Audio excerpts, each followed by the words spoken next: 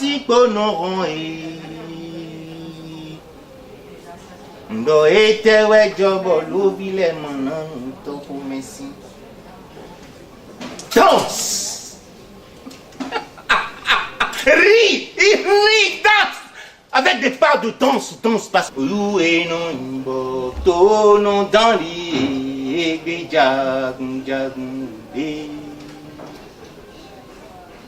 Musture, bu, aux heures avalées des arcanes percées en cœur,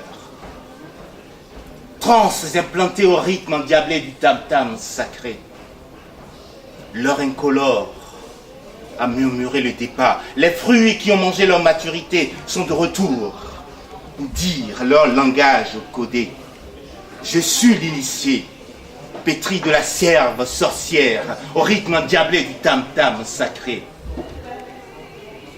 Je suis l'air qui passe, le souffle du vent noctambule, dans le silence qui résonne, au bruit qui se tait.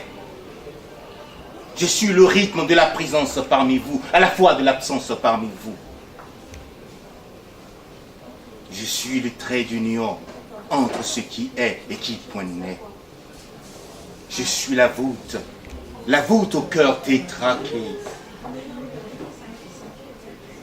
Bonjour chers internautes, on se retrouve une nouvelle fois dans Livre Hebdo. Livre Hebdo aujourd'hui qui a commencé par une mise en scène de mon invité du jour, Toussaint Adjati, un poète originaire du Bénin qui a la particularité de mettre en mouvement sa poésie et de le dire d'une manière très, très gestuelle, très expressive. Il est là parmi nous, il s'est changé et nous sommes ensemble donc avec Toussaint Adjati à la librairie Gilbert Joseph, comme d'habitude, située 15 boulevard Barbès, Paris 18e, métro Barbès. Librairie qui vous attend bien évidemment et qui vous offre un choix littéraire vraiment d'exception. Alors je me tourne vers Toussaint qui s'est changé. Bonjour Toussaint. Oui, bonjour Franck. Je te reçois aujourd'hui pour ton ouvrage, ton recueil de poèmes intitulé Effervescence, ouvrage de 70 pages que tu as publié aux éditions Amen, oui, qui se trouve à Paris. Tout à fait. Et hormis la poésie, hormis poète, comment est-ce que tu peux te définir tout ça? Oui, j'aime pas trop parler de moi-même en tant qu'homme, en tant que personne. Mais je vais dire simplement que je suis docteur en histoire contemporaine, spécialité religion, histoire religieuse et politique. Ouais. Ensuite, je suis journaliste parce que j'ai fait mes études supérieures de journalisme ici à Paris, alors que j'avais déjà travaillé en tant que journaliste à La Nation, au quotidien La Nation du Bénin. D'accord. Et depuis 86. Je suis devenu poète confirmé. Très bien. Parce que tout simplement j'ai fait ma grande scène de la poésie, une grande soirée récitale poétique à l'époque, organisée par le Centre culturel français sous la direction de M. Philippe de Rosa. À Cotonou. À l'époque, à Cotonou. Bien sûr. En En quelle année 86. 86, D'accord. D'accord. Et à partir de là, tout s'est enchaîné.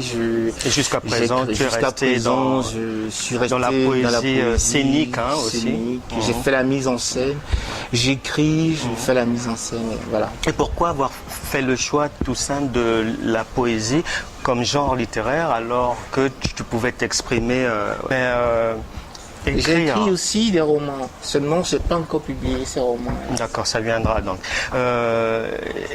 Écrire la poésie, c'est un fait, mais mettre cette poésie en mouvement, c'est autre chose. Comment on en arrive là? Tout à fait. Voilà, je suis arrivé à la mise en scène de la poésie tout simplement parce que je me suis dit, à un moment donné, il faut faire quelque chose de différent. L'écriture, à elle seule, ne suffit plus pour transmettre la compréhension pour transmettre le message au public, à certains publics de mon pays qui auraient peut-être du mal à comprendre. Ça, c'est la première raison. La deuxième raison, souvent la poésie est assez d'hermétisme. Et pour démystifier l'hermétisme de la poésie, j'ai décidé de la mettre en scène en l'accompagnant de mélodies, de chansons que j'ai créées moi-même, que je conçois moi-même. Ensuite, je suis allé plus loin en intégrant la poésie dans la danse. C'est de là que j'ai créé. C'est de là que j'ai créé Poésie Ballet. Ouais. En 86 également. Danse. Ris, danse. Avec des pas de danse parce que la transe est danse. Du vide j'ai horreur, du silence je fais terreur. De mets stérile, et parole n'est plus nubile, et espoir habile. Danse. Ris. Danse, ris, danse. Si tu ne dois plus rire, si tu ne dois plus danser. Du vide j'ai horreur, du silence je fais terreur. De mets stérile, et parole n'est plus nubile, et espoir habile. Danse. Ris. Ris, danse. Si ton rire aussi danse.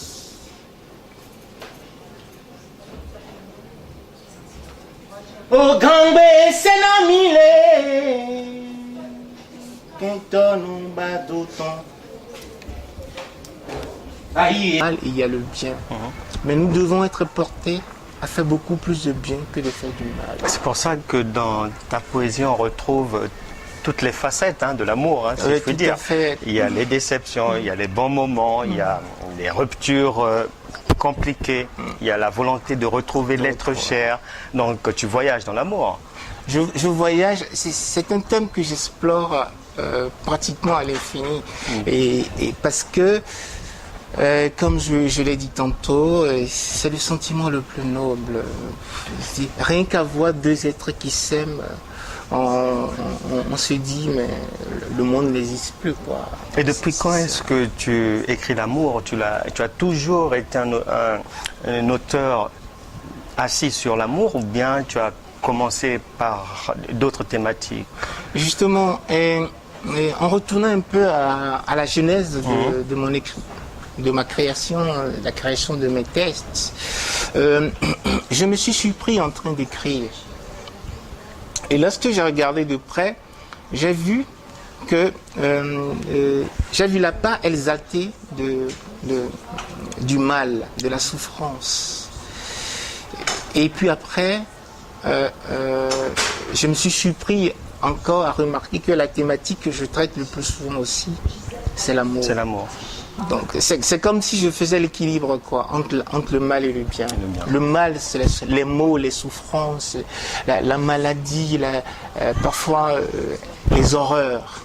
Car je parle de la misère, je parle de la souffrance humaine, je parle des crimes contre l'humanité. Je suis dans la cité, je vis dans la cité, je dépends de la cité. Et tu exprimes la cité. Je parle de la cité et je parle pour la cité. Et de ses problèmes je aussi. Je touche la cité. De la cité. Par mes mots, par mon écriture. Et il y a aussi une présence de la divinité dans ton écrit. Alors, on peut percevoir que pour toi, Dieu semble être la passerelle entre l'amour et l'homme. Oui, mais je ne peux pas ne pas parler de l'être suprême. J'ai dans une de mes pensées dit « J'existe, non pas parce que je suis, mais parce que les autres sont ». Mais c'est pareil, je suis ici en tant que qui? Si un jour il ne m'a pas donné la vie, je ne serai pas ici. Il est le seul qui donne et qui reprend la vie. Donc je dois, ça c'est mon point de vue, ça n'engage que moi. Ah ouais. je ne peux pas ne pas parler de lui à certains moments de ma vie, à certains moments de ma création. Car le souffle même qui m'arrive, parce que je ne programme pas, hein, on ne programme pas l'inspiration. Bien sûr. Moi, en sommeil, ça m'arrive. Et c'est ça que je traduis dans la chanson. Degbe jolo, mindoto bossé. Degbe jolo, mindoto bossé. Poème, alito wenye no kande. Poème,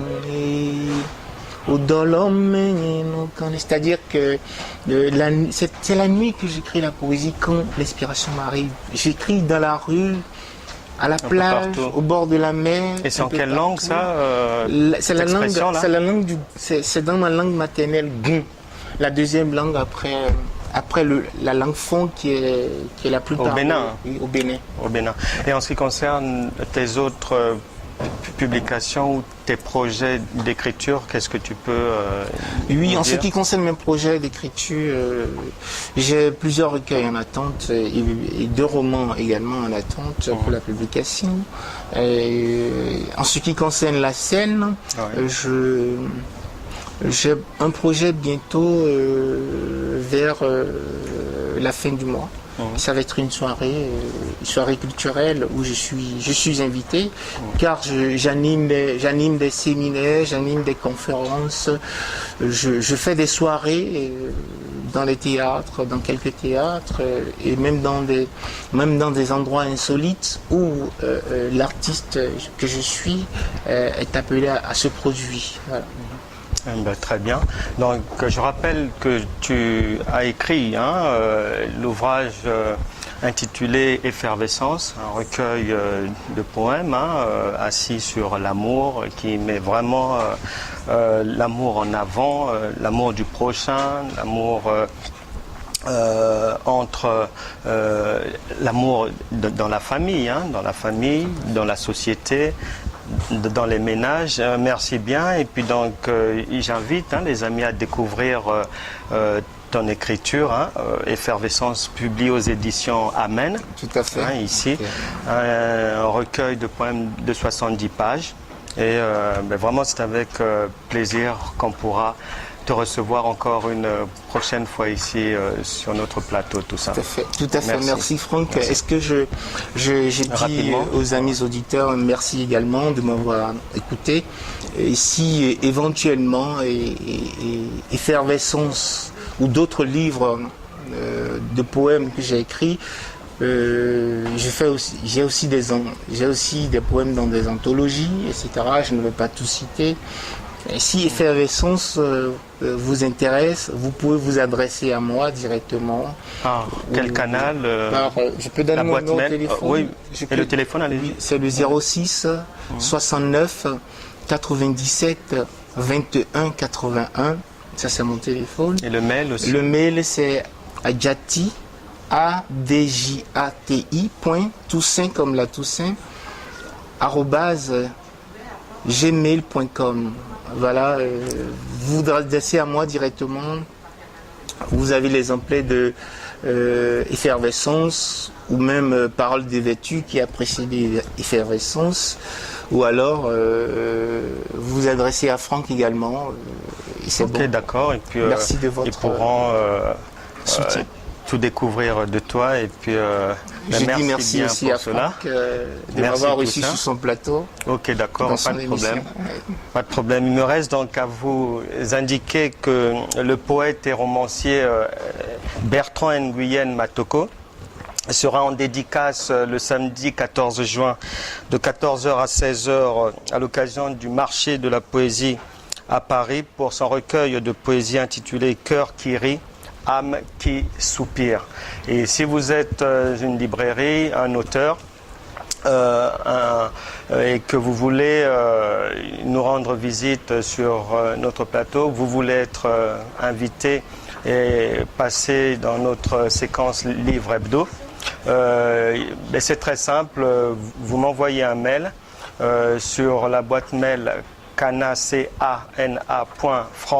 avec CK à la fin, @orange.fr. cana.franck@orange.fr et on préparera votre venue.